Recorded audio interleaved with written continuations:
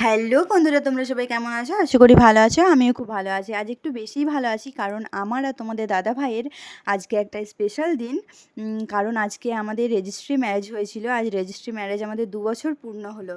আর registry ম্যারেজের date হলো ২৬শে September.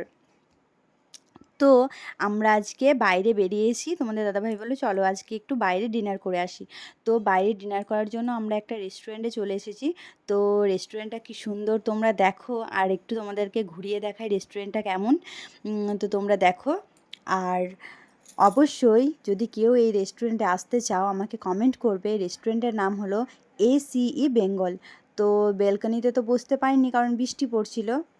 তো তোমাদের দাদা খাবার অর্ডার দেবে বলে দেখছিল কি খাবার আমাদের অর্ডার করেছে। আর এই দাদাভাই অর্ডার নিতে এসেছে। আজকে আমাদের অর্ডার করেছিল রাইস, চিকেন দো পেঁয়াজা আর চিকেন কষা। আমাদের তো দারুণ লাগলো। তোমাদের কেমন লাগলো অবশ্যই কমেন্ট করো।